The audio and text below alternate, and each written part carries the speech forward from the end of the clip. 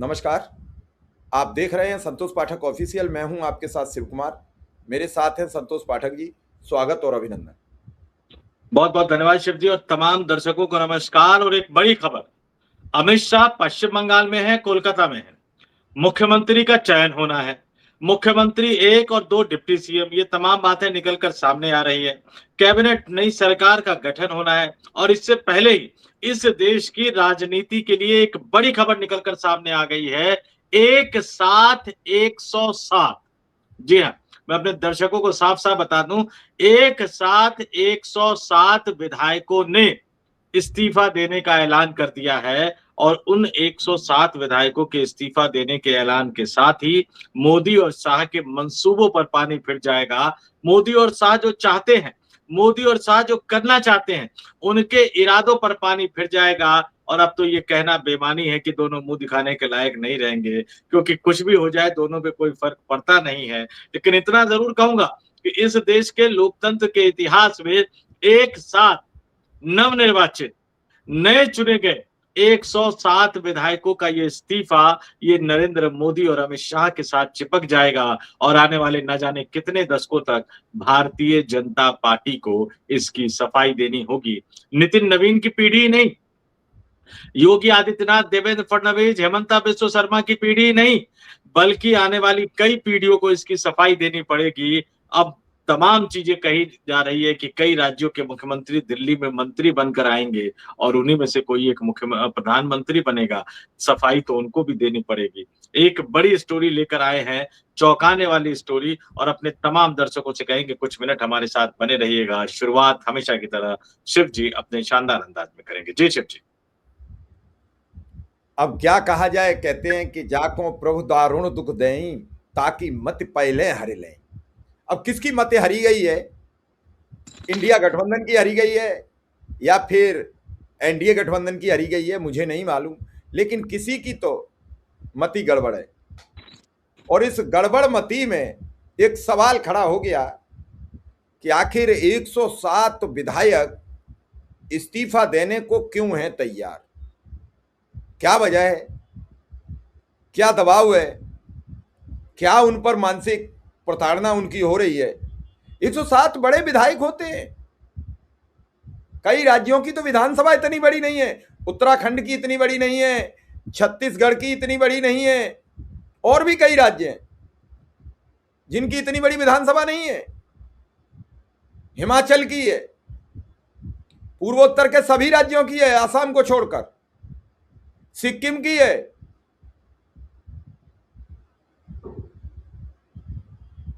गोवा की है, और राज्य हैं। गिनोगे तो गिनते चले जाओगे, लगभग आधा दर्जन से ज्यादा राज्य निकल आएंगे। हरियाणा है,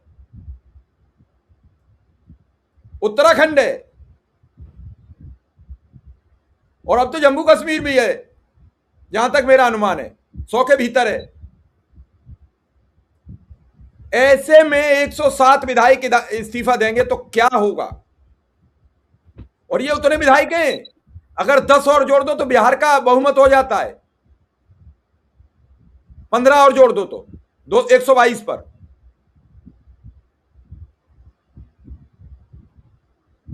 आप सोचिए, विचार कीजिए, क्या इस देश में संविधान नाम की चीज नहीं बची है? मैं तो ये कहूंगा 107 विधायकों को इस्तीफा नहीं देना चाहिए। अपने समर्थकों के साथ राज्यपाल के आवास के बाहर धरने पर, शांतिपूर्ण धरने पर बैठ जाना चाहिए। और नहीं तो आके तो कौन सा नया बना है, सेवा तीर्थ है, क्या बन गया नया, भैया नाम याद नहीं रहते, सेवा तीर्थ पर बैठ जाना चाहिए। तो वहां तक तो दिल्ली पुलिस जाने ही नहीं देगी। वहां तक तो संतोष जी, क्या है पूरी खबर? क्यों दर्शकों को बहुत देर अब सस्पेंस में मन रखिए, क्या वजह है और क्यों दे रहे हैं ये इस्तीफा विधायक? देखिए सिर्फ सीधी सीधी बात बताता हूँ। किस तरह से डीएमके की एक मांग थी कि इस देश में राज्यपाल का पद खत्म कर देना चाहिए। पता नहीं अब इस देश में लोगों की मांग ये बलवती होती जाएगी कि राज्यपाल जैसे पद की जरूरत क्यों है, जब राज्यपाल अपनी मनमानी पर ही उतर आएगा, जब राज्यपाल अपनी मनमानी ही करता रहेगा। बल्कि आज जो राज्यपाल है मोदी और शाह के बनाए गए, अगर वही राज्यपाल आप कल्पना कर लीजिए 1996 में होते, तो क्या अटल बिहारी वाजपेयी को लोकसभा में सबसे बड़े दल के नेता होने के नाते प्रधानमंत्री बनने का मौका देते? आप सोच लीजिए, अगर इसी विचारधारा के उस समय राष्ट्रपति होते, तो क्या इस तरह का मौका देते? नहीं देते। अगर इसी तरह के विचारधारा के व्यक्ति बिहार में राज्यपाल होते, तो क्या नीतीश कुमार को पहली बार मुख्यमंत्री बनने का मौका देते जब उनके पास बहुमत नहीं था? इन तमाम चीजों को समझिए और अब मैं नतीजे पर आता हूं। आपने कहा प्रोटेस्ट करना चाहिए। आज तमिलनाडु में राजभवन, जिसको लोक भवन का नाम दे दिया गया, पता नहीं ये फर्जीवाड़ा कब बंद होगा कि ये नाम बदलने का बड़ा शौक है इनका और ये नाम बदलते रहेंगे हर चीज का। राजभवन को लोक भवन, कौन सा लोक कौन सा भवन समझ में नहीं आता और राजभवन में बैठ के वो राज्यपाल करते क्या है। वहां पर टीवीके के कार्यकर्ता नेता प्रोटेस्ट कर रहे हैं, जोरदार विरोध प्रदर्शन कर रहे हैं, उनमें से कईयों की गिरफ्तारी भी हुई है और अब इनके विधायक का नतीजा भी बता देता हूं।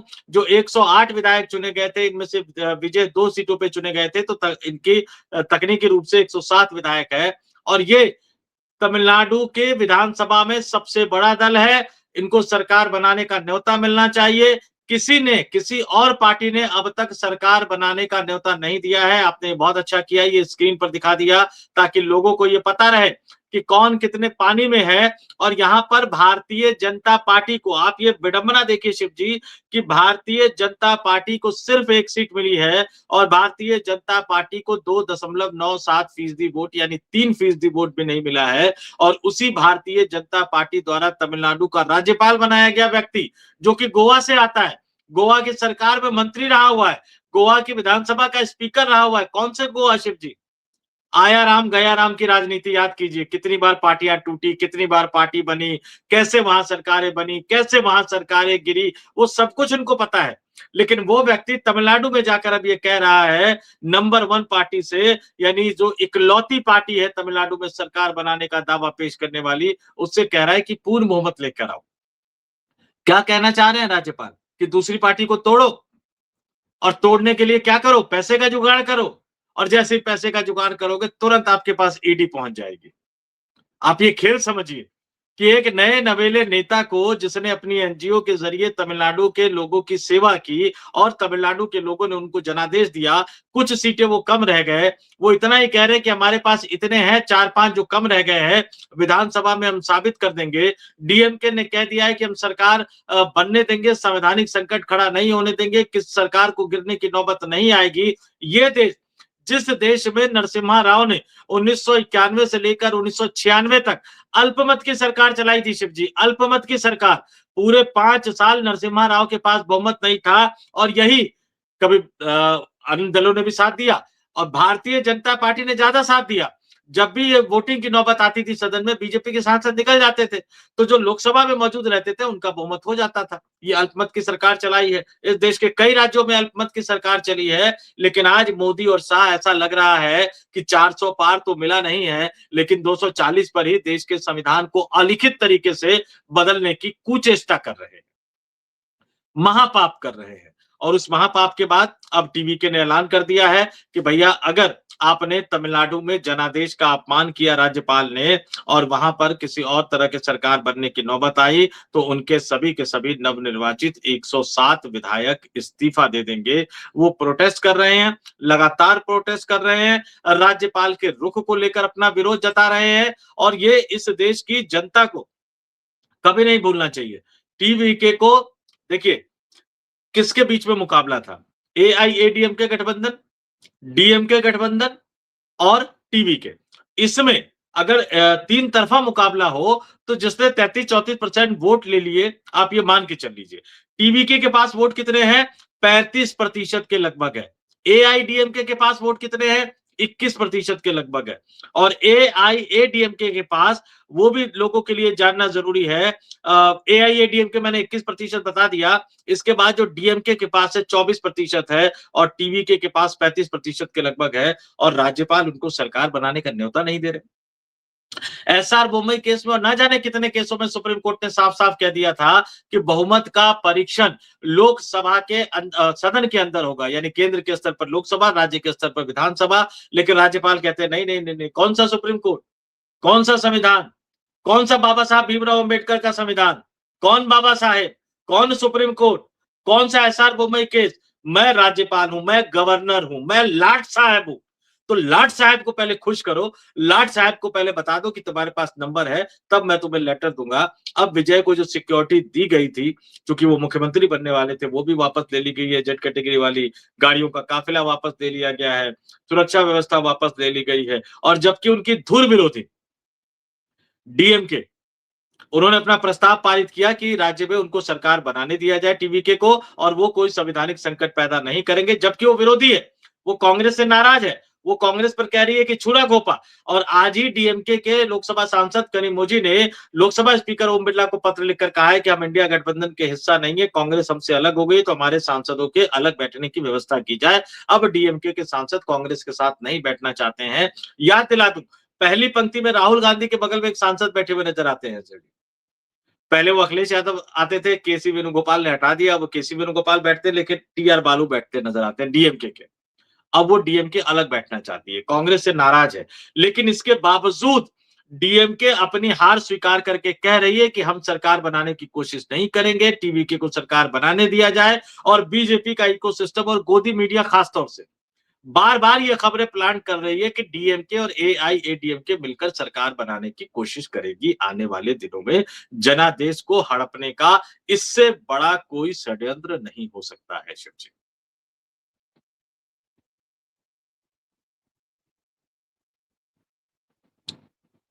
देखते हैं षड्यंत्र को कैसे रोका जाएगा। लेकिन एक बात तो तय है, क्या अब इस लेटर के बाद ये मान लिया जाए कि इंडिया गठबंधन में टूट शुरू हो गई? ममता बनर्जी इन कर गई। ममता बनर्जी ना टूट में थी, ना छूट में थी, ना फूट में थी, लेकिन साथ भी नहीं थी। डीएमके ने ये अगर लेटर लिखा है तो कम से कम ये क्लियर तो हुआ कि वो अब डीएमके इसमें नहीं रहेगी, अलग रहेगी। ये मोदी शाह के लिए एक अच्छी खबर है। यही तो चाह रहे थे मोदी शाह कि इंडिया गठबंधन में टूट शुरू हो। अब देखते हैं कि इस लेटर को कितना आगे तक ले जाया जाएगा। डीएमके के अभी राज्यसभा में भी सांसद ज्यादा हैं, डीएमके के लोकसभा में भी सांसद ज्यादा हैं। तो अभी इस पर विचार होगा, इंडिया गठबंधन इसे कैसे लेगा, कैसे देखेगा। क्या ममता बनर्जी संपर्क साधेंगी और कहेंगी कि इंडिया गठबंधन में बने रहो, तुम भी हारे हो, हम भी हारे हैं, हार की हार प्रतिहार, बदला कैसे लोगे, बना लो व्यवहार, ये सब बातें कहें। लेकिन संतोष जी, सवाल यह है कि सरकार बनाने में बंगाल में दिलचस्प है बीजेपी, लेकिन तमिलनाडु की बनने नहीं दे रही है। इसके पीछे कोई राज नजर आ रहा है? इसके पीछे की कोई इनसाइड स्टोरी है? या फिर यह साबित करने पर तुली है बीजेपी की बीजेपी का एक विधायक सरकार मिलकर बनवाएगा, कांग्रेस के 5 विधायक सरकार नहीं बना सकते? नहीं नहीं नहीं नहीं शिव जी, इसको ऐसे देख लीजिए कि बीजेपी का एक विधायक सरकार बनवाएगा, या बीजेपी का एक विधायक यानी अमित शाह, नरेंद्र मोदी डीएमके को, एआईडीएमके को, बाकी अन्य दलों को ये संदेशा दे रहे हैं कि कुछ भी कर लो, सरकार तुम्हारी नहीं बनेगी, तुम लोग मिल जाओ और भारतीय जनता पार्टी के उस एक लौते विधायक को मुख्यमंत्री बनाने के लिए तैयार हो जाओ। कुछ भी हो सकता है, गनीमत है। वो इकलौते राज्यपाल को आप मत समझिए, वो कुछ भी कर सकते हैं। वो इकलौते विधायक को कह देंगे कि आओ तुम्हें मुख्यमंत्री बना देता हूं, बहुमत साबित करते रहना बाद में। इस देश में अब कुछ भी हो सकता है। बाकी काम करने के लिए ईडी और सीबीआई तो है। अब मैं अपडेट अभी का दर्शकों को बता देता हूं। कांग्रेस पार्टी के राष्ट्रीय अध्यक्ष मल्लिकार्जुन खड़गे ने, ध्यान दीजिएगा कांग्रेस पार्टी किस तरह से साथ दे रही है, सीपीआई के महासचिव डी राजा, सीपीआई में राष्ट्रीय अध्यक्ष नहीं होते, कम्युनिस्ट पार्टी में राष्ट्रीय महासचिव भी अध्यक्ष होते हैं। तो सीपीआई के जनरल सेक्रेटरी डी राजा से बात की है और उनसे ये अनुरोध किया है कि सीपीआई के जो विधायक है तमिलनाडु में सेक्युलर धर्मनिरपेक्ष सरकार बनाने के लिए टीवीके को सपोर्ट करे। सीपीआई जल्द फैसला करेगी। लेफ्ट पार्टी जो है वो तमाम अपने सहयोगी दलों से बातचीत करके तुरंत फैसला करेगी। डीएमके के नेता कनिमोझी, जैसे मैंने कहा कि उसने फिर कह दिया उन्होंने कि राज्यपाल के पद को जो है वो खत्म कर देना चाहिए। और कांग्रेस ने भी, देखिए टीवीके तो प्रोटेस्ट कर ही रही है लोक भवन के सामने, कांग्रेस ने भी तमिलनाडु के राज्यपाल राजेंद्र विश्वनाथ अर्लेकर के खिलाफ पूरे राज्य में विरोध प्रदर्शन किया है। बीजेपी विधायक का भी बयान आ गया, इकलौते विधायक का, कि तमिलनाडु राजनीतिक संकट का फैसला पार्टी के नेता करेंगे। इकलौता विधायक कह रहा है, शिव जी, 3% वोट भी नहीं मिले बीजेपी को, वो कह रहा है तमिलनाडु के राजनीतिक संकट का फैसला बीजेपी के नेता करेंगे, नरेंद्र मोदी और अमित शाह करेंगे। उधर कांग्रेस और डीएमके के समर्थकों में भी कई जगह झड़प होने की खबर आई है। ये तमाम चीजें निकलकर सामने आई है और इससे पता लग रहा है कि राज्यपाल क्या करते हुए नजर आ रहे हैं। और जैसे ही डीएमके की नेता कनिमोझी ने पत्र लिखा लोकसभा स्पीकर को, उस पर बीएल संतोष जी, भारतीय जनता पार्टी के राष्ट्रीय संगठन महासचिव, अंग्रेजी में पता है क्या लिख रहे हैं? एक अंडा टूट गया। राजनीतिक दल को कैसे वो संज्ञा देते हैं और विपक्षी इंडिया गठबंधन को किस तरह से वो बोलते हैं, एक अंडा टूट गया, ये उस पार्टी के राष्ट्रीय संगठन महासचिव बोल रहे हैं जिस पार्टी को एक समय इस देश की जनता ने लोकसभा में सिर्फ और सिर्फ 2 सीटें दी थी, सिर्फ और सिर्फ 2 सीटें दी थी। उनके दिग्गज नेता अटल बिहारी वाजपेयी को भी चुनाव हरा दिया था। ये उस पार्टी के राष्ट्रीय संगठन महासचिव बोल रहे हैं 1991 में राम रथ की लहर पर सवार होकर लाल कृष्ण आडवाणी नई दिल्ली से लोकसभा का चुनाव लड़ रहे थे। जैसे ही कांग्रेस पार्टी ने राजेश खन्ना से पर्चा भरवा दिया, आडवाणी जी घबरा गए थे। राम रथ के सवार पर, भगवान राम के आंदोलन पर भी भरोसा नहीं था। ये वो भारतीय जनता पार्टी है। आडवाणी फटाफट चौपर का जुगाड़ किए, बड़ी मुश्किल से जुगाड़ हुआ और तुरंत गुजरात में भी जाके एक दूसरी लोकसभा से पर्चा भरकर आ गए, क्योंकि उनको लग गया था कि नई दिल्ली की जो जनता है वो राम भक्त नहीं है, वो राजेश खन्ना को वोट देगी, आडवाणी को वोट नहीं देगी। और महज जहां तक मुझे याद आ रहा है 2000 या कुछ वोटों से आडवाणी नई दिल्ली से जीते और फिर नई दिल्ली की जनता को धोखा देते हुए नई दिल्ली से इस्तीफा दे दिया, गुजरात से लोकसभा सांसद बने रहे। ये आप समझ लीजिए, नेता 2 जगह से तभी लड़ता है जब उसकी हालत खराब होती है। ये बीएल संतोष कह रहे हैं कि भाई अंडा टूट गया और ये तमाम चीजें कह रहे हैं। लेकिन अब मुझे लग रहा है कि पश्चिम बंगाल में सरकार और शपथ ग्रहण करने के बाद अमित शाह शायद तमिलनाडु पे ध्यान देंगे। और फिर मैं बता दूं, पता नहीं ऐसा हो जाए कि वो इकलौते विधायक को ही मुख्यमंत्री बना पाने में कामयाब हो जाए और फिर आपको एनडीए की सरकार वहां नजर आए। लेकिन एक बात और बता देता हूं, तमिलनाडु के जो वर्तमान में राज्यपाल है वो पूर्ण राज्यपाल नहीं है। वो कहते हैं ना कि अतिरिक्त प्रभार जो दे दिया जाता है, वो केरल के राज्यपाल है और केरल के नेता उनका वेट कर रहे हैं सरकार गठन के लिए। उनको तो तिरुवनंतपुरम में होना चाहिए ताकि कांग्रेस पार्टी के नेता जाए, सरकार गठन का दावा पेश करे, लेकिन वो आराम से तमिलनाडु के राजभवन या लोक भवन कह लीजिए बैठे हुए हैं। और खबर ये आ रही है कि विजय शायद तीसरी बार उनसे मुलाकात करेंगे। अब देखते हैं कि राज्यपाल को क्या अकल आती है या नहीं आती। लेकिन सबसे बड़ा सवाल मैं फिर कहता हूं, शिव कुमार मिश्रा और संतोष पाठक को, न काहू से दोस्ती न काहू से बैर, हमें तो सिर्फ इतना बताइए कि क्या इससे पहले इस देश में नरसिम्हा राव समेत जो तमाम अल्पमत की सरकार चली, क्या वो अवैध सरकार थी? कई बार भारतीय जनता पार्टी ने भी बचाया था उस सरकार को। क्या अटल बिहारी वाजपेयी को पहली बार जो प्रधानमंत्री बनने का न्योता दिया गया, जिसमें वो बहुमत साबित नहीं कर पाए, क्या वो अवैध सरकार थी?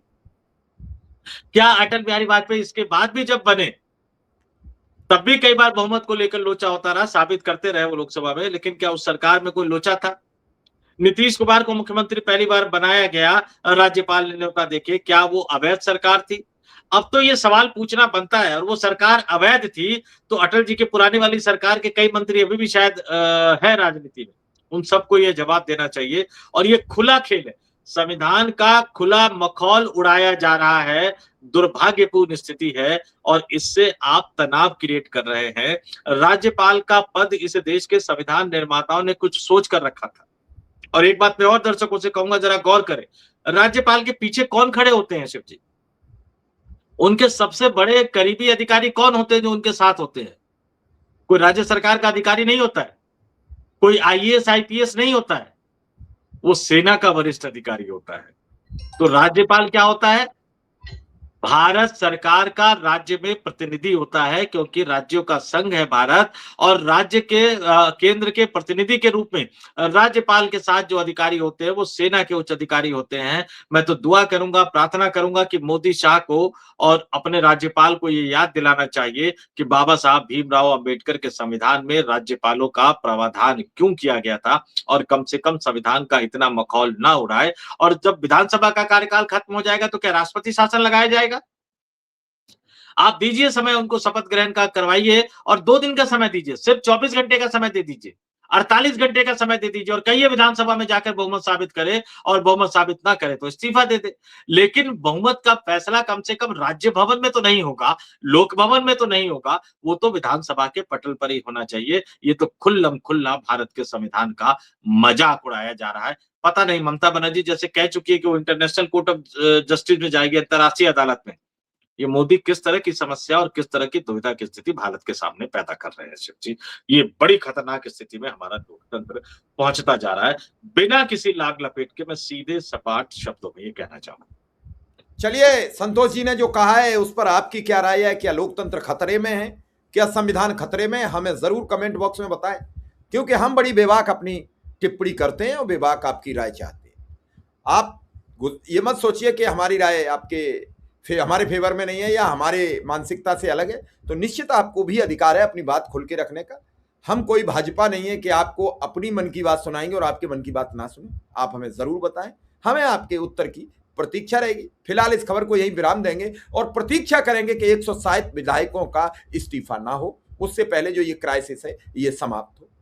जैसे ही कोई और खबर आएगी हम आपको सबसे पहले बताएंगे। धन्यवाद, आभार। संतोष जी नमस्कार। नमस्कार।